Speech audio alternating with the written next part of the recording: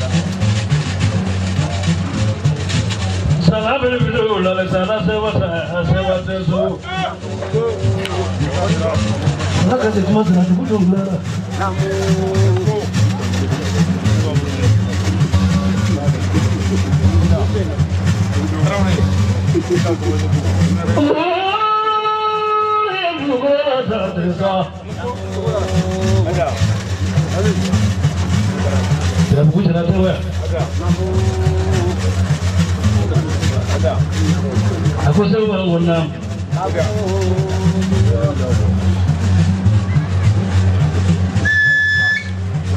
Kuma baby bedroom di dulu kono. Ko blongu fi yana blongu mi ngere.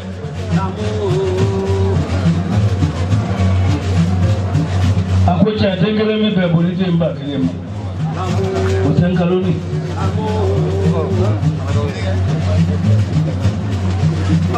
So ambe fani vitini dog la ka de mo se kudu. Woro di chala jeli de kaka. Odo jara fendo la ka de nem. Ko ni ya to suye ko ga to nya ji kaka. Ni to nya ji kana ka ko ni klare. Bijusa. Ni bi Muhammad Abdullah da zo bi se ka kenan. Ni bi Muhammad Abdullah da la bi se ka kenan. Jara buja. Ako zuwa gunam. Buli ko ma se ne so da ni no. Ni ta kuma tigi warai ita na ma tigi warai buli ke ga so ko ka ka be kuma tu ne na ma tu kuma. Odo ta buli. Mengile ni mbe ma bonya ko buli ni ngile mi se ko. do I hold in a more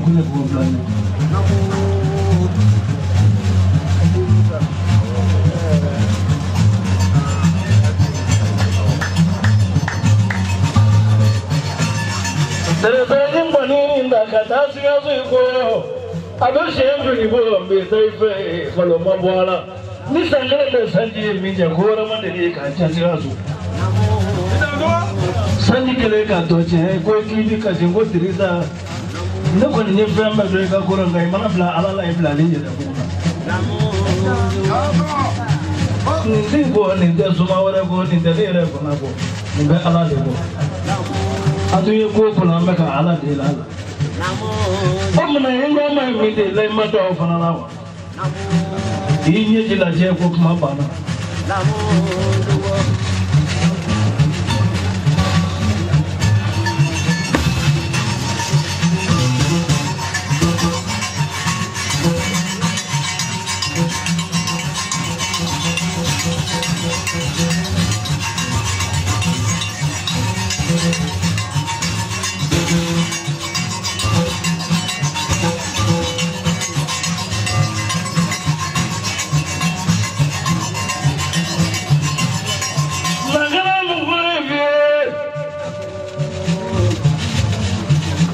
Loroni sulwe loroni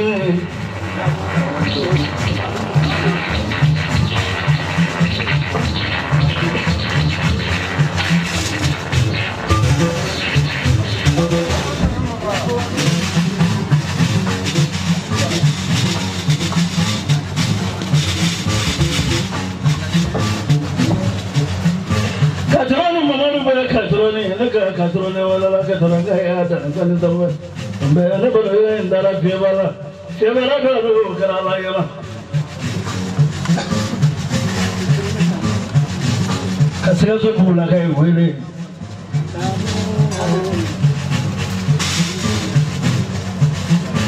Na na tu muku dofi.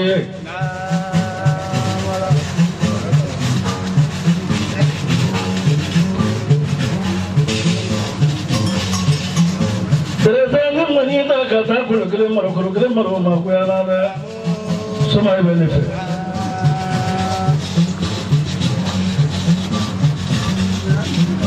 Kancha su kurukre mbi. Emiyala.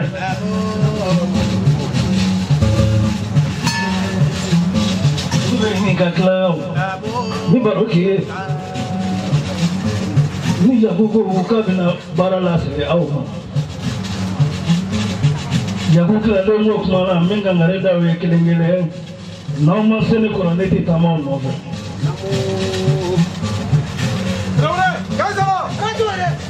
bara sebu ba ko sere yorom no ko be tamam bele bele mo ti yere fo nyana dumuni bi kede kede nyana ne de moyi nyana ni yere fo do ni yere fo lawe nyeke baraka bawo bona goro sere vle Afwa keriba, ne keriba doya. Kanyara goge, nyara go blogi blado. Ojan do kala la nyana.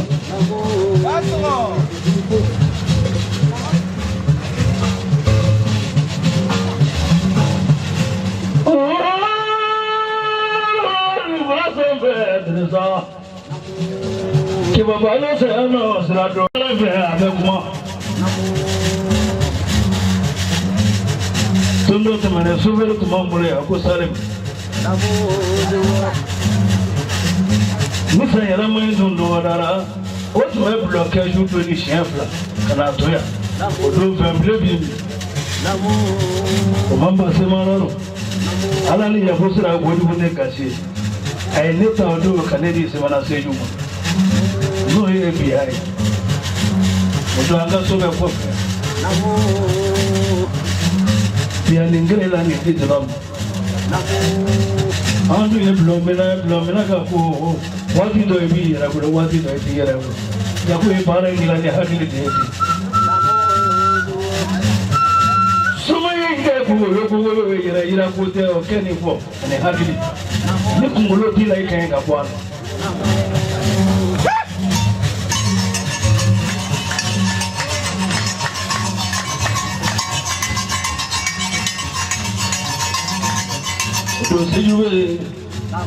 Sojuma irake sema, ama irake politique, ama irake chendalai, ama irake mori. Gania ni mwawe nyi ndarika la ipasra babe tamene garo. Kosa ngose judu madani seju paragana. Seju du madani seju savera. Odo merubu karamble, ofake sumai. Odo yasro ba fragment ba dafuru. Oyaka chebe tanega do dodina.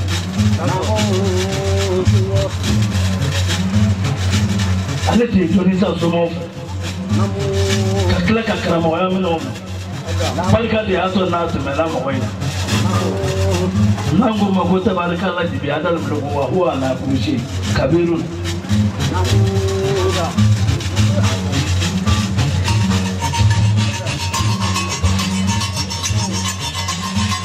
Demi ngala bolo nyakele Naka moro na ba na wale kele moro se abiloso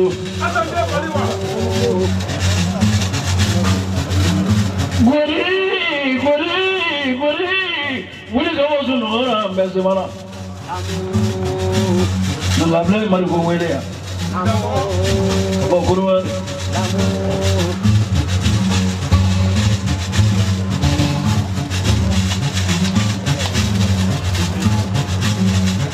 Nangan muke anda wale jumeta wale Na naga moro no anda wale Mukugo yayi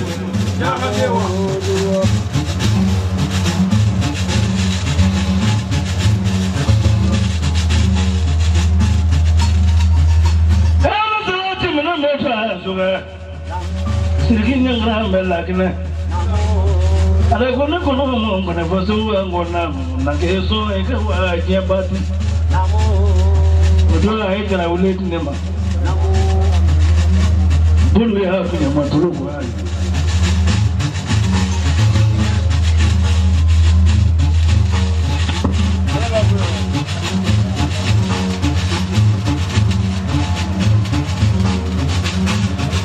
Jara bulan no ko no bala kakara ni no ko no mi nyo magla Akope mauta do ni tatai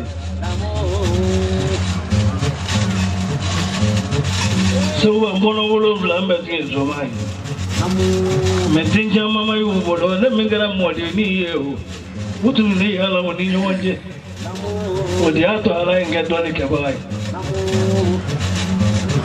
Kule kana mali ila Mi molonia nyongoto ra yoram na konga na fai Jara ulete ya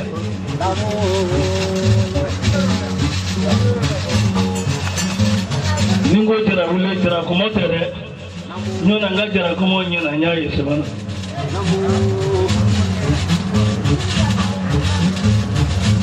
Wate bonda fulana ya kilebi Namana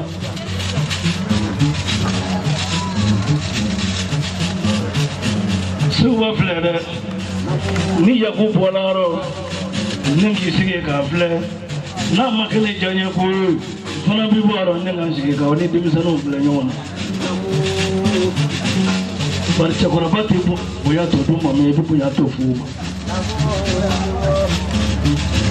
Nadi wafa muribu karambe ni sunreya Olugu na makusa wa kuna mujimbe ki sembara tu wa ango Mangani masala kabu ngakiri fema mati kamera moro chef na ina Ne kofa ni ne nyina Telefoni na ngere ka nyowe Nanu ngende ta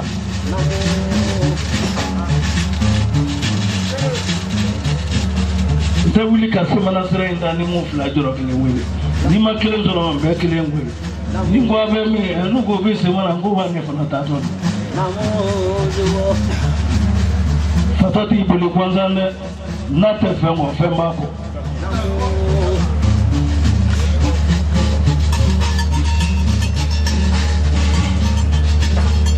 Teresa naka Teresa ma Teresa ni sigazo meri amafe kodoya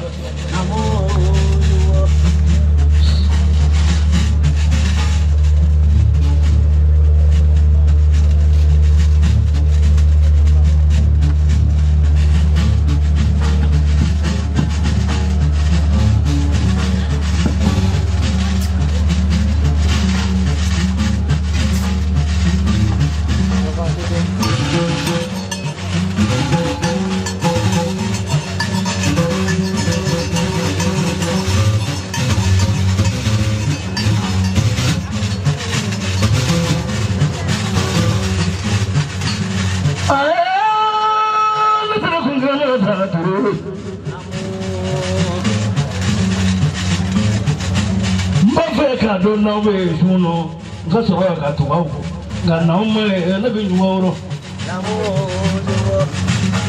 Di mo ta no kwanza be le bani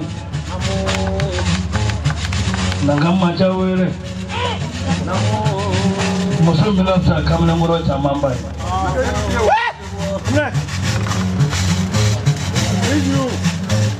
ala de yo chora bi apare ka million kani je chora pale la ya apare ka million sabani wata ka million gele ni tiya bloma donc li date haram yo den ngalo ndi ya haram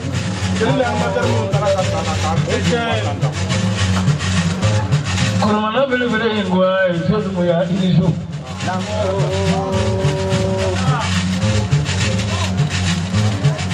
Tuni dari itu, tuni cukup je. Ibadah. Sila sunnah nggak boleh bener bro. Phone favoranya nanya soal ibadah. Bari fai ibadah ruangnya. Ni jago kamu suka ini nyade baro. Nana ni jebe kau yang suka ini cuma gua Me mau maki bakai. Mobil cendek bodoh. Itu soal jempulan kita tu. Ni ada ni barang itu mohon mohon.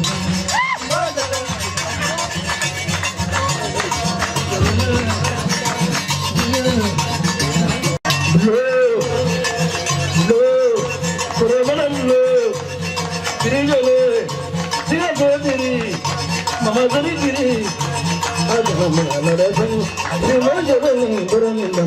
Murgu fakado ma sega kugla festival temenen ko nedda tura badenge to la minge dro wa pesi kone ay to ko war ka watan di semor temel ma to ko ka nema mo to ni diri nyana nga sika dal de kalima folo tinaba nan to medde ko chef mor temel jigi ablum president ba ko ka foli dima ini ini baraji ni ya digle mamina imani mange ako festival do dara aya so ibe ko bar jamana ka ale chibla ima ko festival pe iko ko ni ala makko reke amana ke to ko ibe ni do festival kene i willa ka bokko de bar ka ni jo festival kene ka a don shu ka on yere so iba fo nako mais au côté si vous voyez comment de fo ça namanya ma ki to be chekini ngan so no fe namali iloma la kay dakono